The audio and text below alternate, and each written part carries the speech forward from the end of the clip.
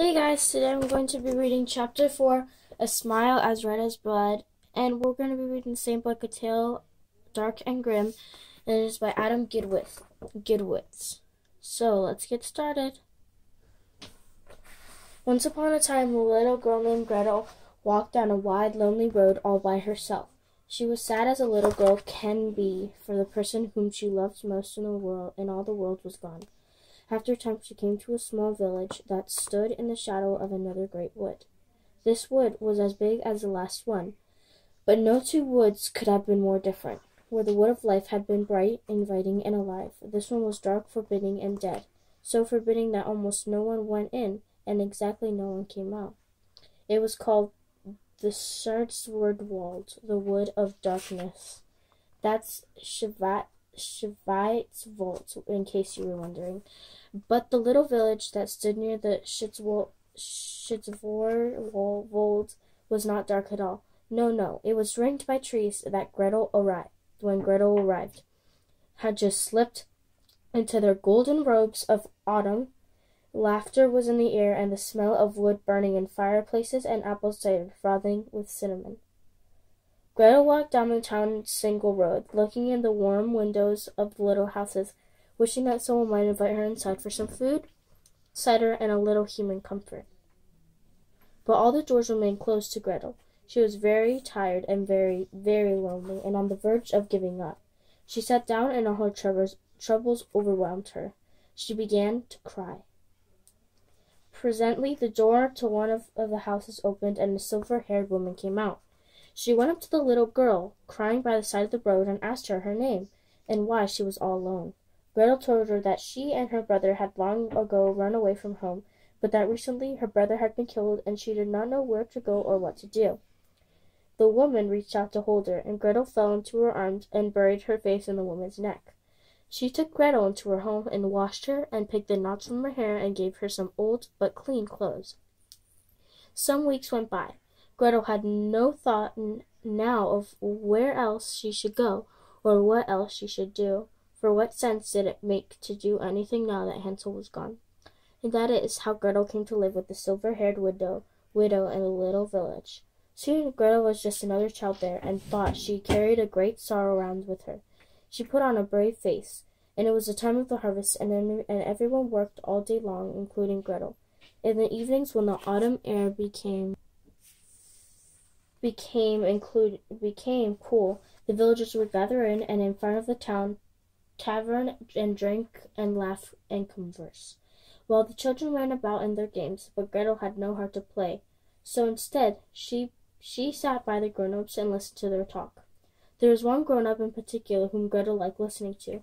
He was a young man, cheerful and kind, and he was very handsome. He had long black hair and green eyes flecked with gold that seemed to dance in the light. And it seemed to Gretel that the young man liked her, too, for whenever he saw her looking at him, he would smile with lips of deep red before she, blushing, could turn away. So she sat near him always, and marveled at his easy jokes and his careless laughter, and his wonderful eyes. Occasionally he would leave the grown-ups in the tavern and go out among the children. He would tease them gently and lift them up, and all of them, particularly the girls, loved him. Sometimes a child would bring to the handsome young man the toy that was broken. It would be a porcelain doll with a finger that had cracked off, or a wooden king that had lost its head. The handsome young man would draw from his pocket a tattered piece of twine. He would hold the toy between his knees and tie the twine around the broken place. Then he unwound the twine. The toy was good as new. The children would cry aloud and clap their hands, and the handsome young man would smile. Then he would go back to the tavern with the grown-ups. Each day, as the sky returned from pale blue to rich purple to black, Gretel would watch the handsome young man say his farewells, slip out of the tavern door, and disappear into the darkness. Out of the village, all alone, she wondered where he went. Well, one warm afternoon, when the last of the barley had been brought in from the fields, Gretel sat by the door at the tavern and watched the men play their favorite game. They played like this. One man balanced a mug on his chin, and everyone else tried to throw coins into it. If the mug didn't fall, the man got to keep all the coins. If it did, he had to buy everyone a drink. It was the young man's turn to have the mug on his chin, and Gretel watched as he weaved about like a snake being charmed, trying to prevent the mug from falling. Just then, one of the young man's friends appeared at Gretel's shoulder. "Give him a shout," the friend whispered. "See if he can hold it then." Gretel thought this was a funny idea, so she called the young man's name loudly. He was startled, for never before had Gretel spoken to him. He turned to her, and as he did, the mug went crashing to the ground. The men cheered, and a man who put her up to it threw his head back and laughed till he was red from his collar to the top of his bald pate. But the young man's golden green eyes were wide, and suddenly he rushed to Gretel. His hands were stretched out before him like claws. Gretel screamed as he caught her hard around his waist, and then in a moment she was swooping through the air, her long blonde hair streaming out behind her, and his strong arms holding tightly on her hips. And he was laughing, a beautiful, joyous laugh, his head thrown back and his eyes shining. He placed her on the ground again and smiled at her, and Gretel was breathless. She rubbed her head as if she was a puppy, and then he turned to lead the other men into the tavern. Gretel had been fascinated by the young man before, but in that moment, when he held her high in the air, and his golden eyes were sparkling, and his red lips were curving, and he was laughing and laughing with her, and her alone, well, at that moment, Gretel had passed being fascination. In that moment, Gretel had fallen in love. It wasn't real love, you might say, just a child's infatuation. You might say that, but if you did, it would prove that you are already old and that you don't remember what it's like to be a child at all. Okay. Every day after that, Gretel made sure to be near the handsome young man with the green eyes and black hair and red lips. He would talk to her and make her laugh and steal apples from the harvest barrels for her. And she wondered why she should be so lucky as to get all of this attention from him. One day, soon before the great harvest feast, as the day's work in the orchards was coming to a close, and all the ladders were being folded up and taken in, Gretel noticed a large, beautiful apple still hanging from the bough of a tree up above her. She tried to jump for it, to grab it and put it in the barrels before a bird saw it and pecked holes in it, but it was too high for her to reach. So she called to the handsome young man, asking him to come over and pluck it. He came and smiled at her, but it was too high for him, so he took her by the hips and lifted her into the air, and she gasped, as she always gasped when he touched her, and then she was high enough in the air to reach the apple, and then she picked it, and then, instead of putting her down, he threw her into the air. Gretel screamed, but not in fear, and he caught her and threw her up again, and she was laughing. Then he threw her up a third time, but this time he threw her too near an overhanging branch, and she reached up to protect her head, but too late. She cried out of pain. When he lowered her to the ground, red blood was running in a narrow rivulet down in her face.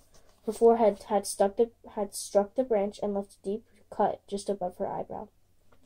She was having trouble seeing out of her left eye through the steady stream of blood. The young man knelt before her. He gazed at the cut. Very gently, very slowly, he applied his lips to it and sucked the blood away. Ew. Gretel did not know what to think of that. Then he took from his pocket a piece of tattered twine, and he used to fix the children's toys, and he wrapped it around her head, so that it ran crosswise over the cut. He smiled at Gretel, and when he took the twine away and wiped the blood from Gretel's face, she saw that the bleeding had stopped and that her head had no longer hurt at all. Now, dear reader, I seem to detect in you of a growing unease about this handsome young man, I must say. I think that it is very unfair of you. Do you suspect a flower just because it is beautiful, or a doctor for his mysterious hearing power, or the postman because you don't know where he sleeps at night? Very unfair indeed. Oh, and while I'm thinking about it, you should go ahead and rehire that babysitter that came by for the previous story. Make her take all the little ones out to a movie this time. An G-rated movie or an R-rated movie, for that matter. Whatever it is, it probably won't be as bad as what you're about to read. I know, you don't believe me. How much worse could things get, you ask? Believe me, much worse. As Gretel and the handsome young man walked in from the orchard that night, they talked about this and that, the weather, the apple crop, the upcoming harvest feast, until suddenly he turned to her and asked her if she didn't wonder where he lived. Gretel shyly replied that she did wonder sometimes. He asked if maybe she would like to see his house. Her heart fluttered, and she told him she would like to too very much, and she thanked him for the kind invitation. And then she asked the handsome young man where his house was. "A little ways into the forest," he said. "In the forest?" He laughed. "You're not afraid of that silly old forest, are you?" No, she lied, though.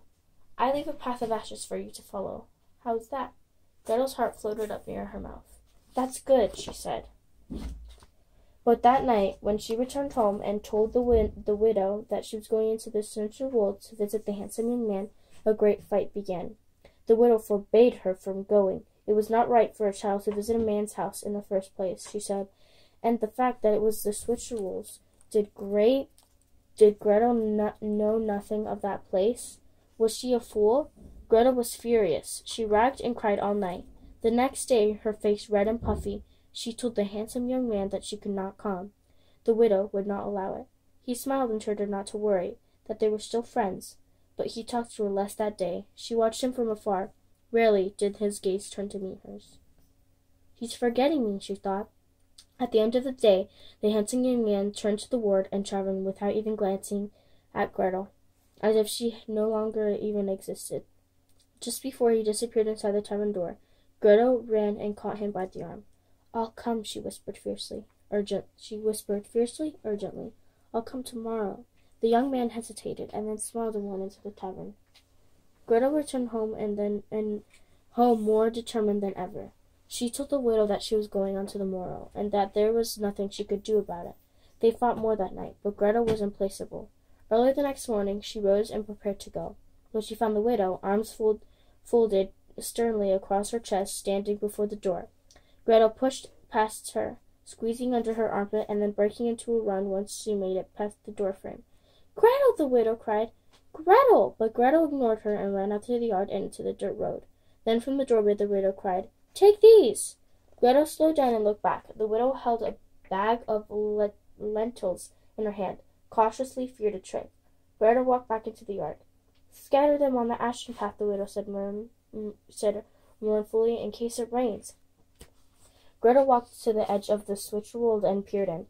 She felt a shiver skitter down her spine. At the wood's edge, the trees had bright red and yellow leaves of high autumn. But Gretel could see that a little further in the branches were mostly bare. The path of ashes snaked deep into the wood and out of sight. For a moment, Gretel hesitated. The wood was an evil place. Everyone knew that. But what if she just turned around, and she wondered, and did not go? What then? He would think she was a coward, or worse, he would think that she did not care. No, Gretel could not allow that. She breathed deep. Then she plunged into the darkness, scattered lentils as she went. As she walked, the air became colder, and within minutes the sunlight was almost entirely blocked by the trees. Gretel began to feel frightened. Branches hung like the claws of dead men. Clouds of gray mist passed by, looking for all the world like lost souls. The trees around her were gnarled and scared, mutilated by the time. No bird sang. The branches' long fingers became longer as Gretel walked, and soon it seemed that they were trying to grab her hair and her cheeks, scratching and tearing into her soft skin. She tripped on twisted roots and that reached up from the ground like corpses in a graveyard, coming back to life. Then it began to rain, as cold and as sharp as needles falling from the sky. The rain struck the wood of the trees, making eerie sounds almost like words. Gretel stopped and listened to the words. The words seemed to say, "Go home, little girl, go home. To a murderer's house you've come." For a moment she stopped and considered following the rain's advice, but then she shook her head. "You're being foolish," Gretel told herself. "Rain can't talk." No, of course it can't. The moon can eat children, the fingers can open doors, and people's heads can be put back on. But rain talk? Don't be serious. Don't be ridiculous. Good thinking, Gretel dear, good thinking. She went on through the darkness, ducking to avoid the clawing branches, and still she scattered the lentils behind her. Finally, she came to a clearing. In the center of it stood a tall, dilapidated house. It had once been painted black, but now the paint was peeling, revealing the rotting wood beneath, which was black too.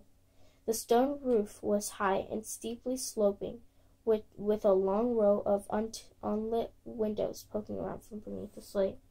Before the windows, from the eaves, hung cages, and almost everyone there perched a white bird like a dove, but filthy, covered with brown stains and molting feathers. As Gretel stepped into the clearing, one called out, a voice that sounded more like a crow's than a dove's, "Go home, little girl, go home. To a murderer's house you've come." Then another repeated it, and another, their raspy voices ringing out together in horrible chorus. "Go home, little girl, go home. To a murderer's house you've come." "Psst! Gretel! Gretel! What are you doing? Turn around, go home, go home. You would go home, wouldn't you, dear reader? You wouldn't be taken in by such a man as this. You would turn right around and leave. Tell me you would. Say you would. Oh, no, you wouldn't. Not with such an object of fascination and adoration. They're waiting for you alone. Haven't you had that enchanting friend?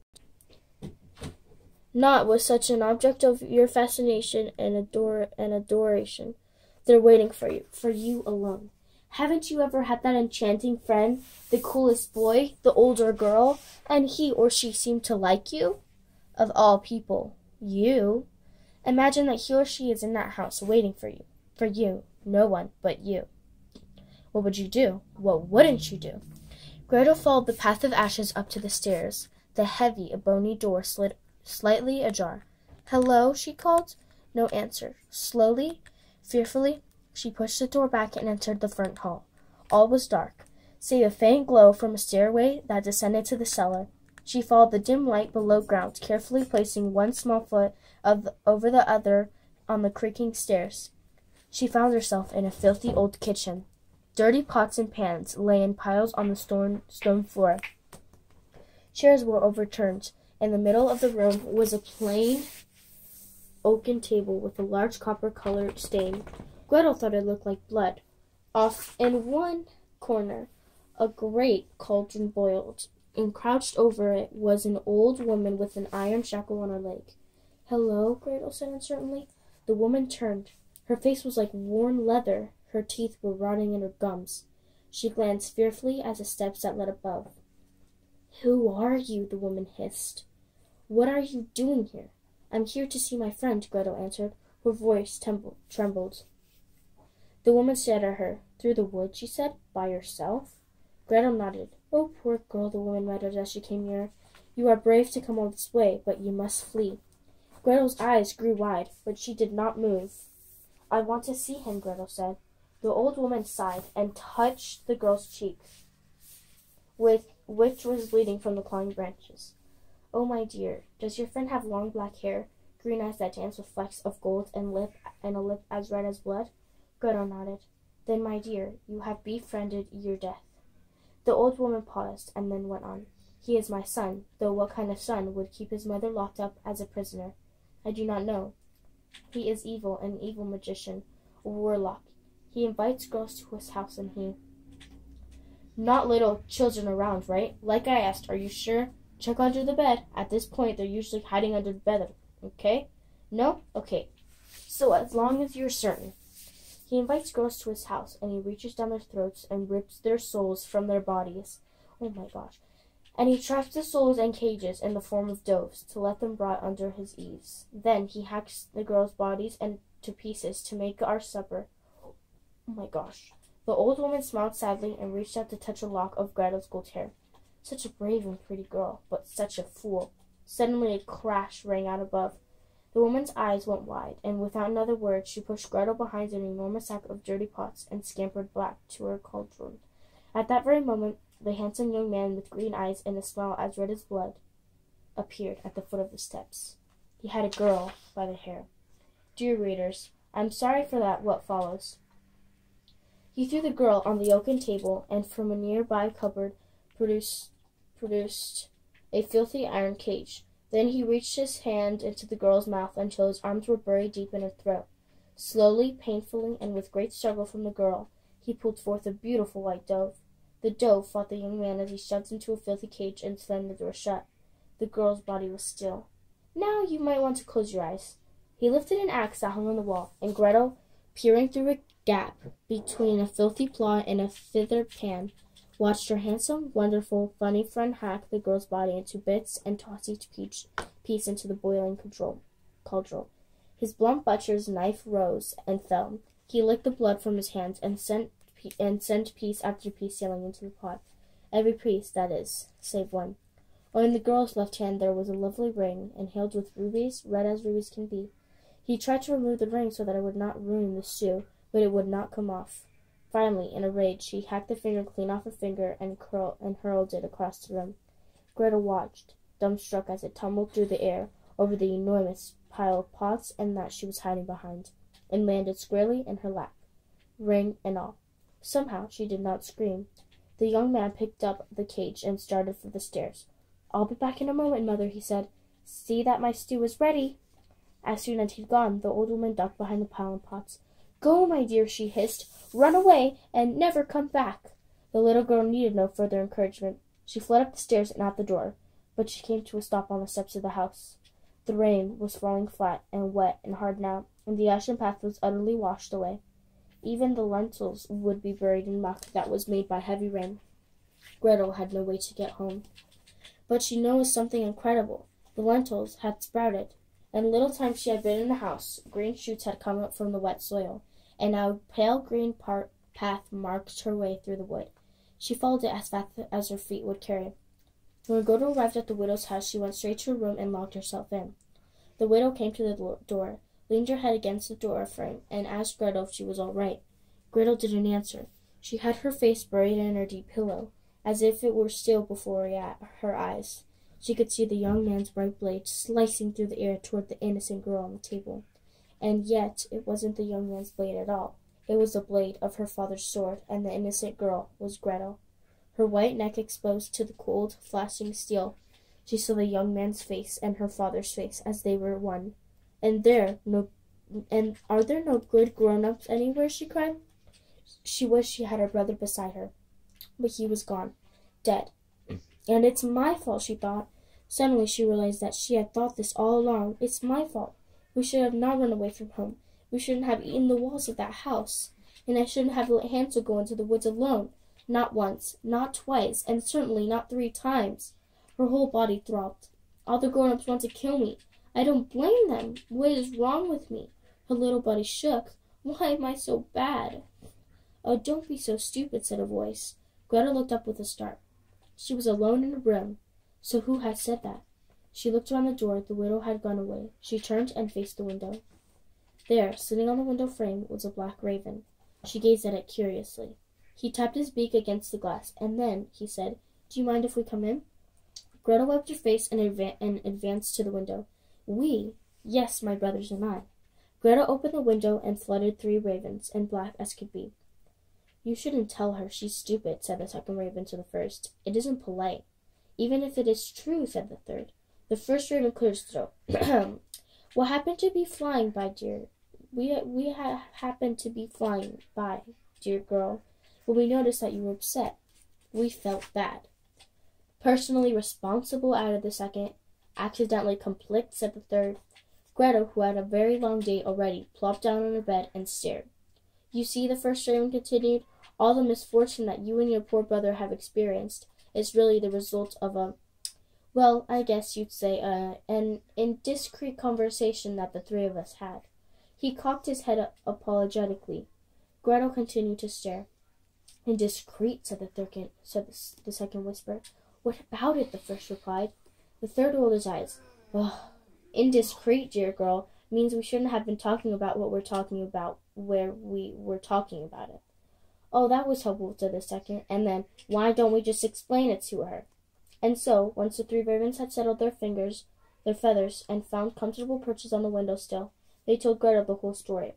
From the very beginning, they told her about her grandfather's dying wish, and how her father had found the portrait anyway, and then how he had stolen her mother. "He did what?" Gretel interrupted. "Moving right along," said the second raven. Then they told her about the indiscreet conversation, and how her father's servant, faithful Johann, had heard it and used it to save her parents' lives. "You see," the first raven continued, "any wedding between your parents was destined to be cursed." "The 3 of us know all about destiny," interrupted the second raven. "It's sort of what we do," said the third. They were destined to be cursed, the first began, though what they did to your children. That goes a little beyond the scope of a course, I'd say, finished the second. The third raven added quickly. But it certainly isn't your fault. The third raven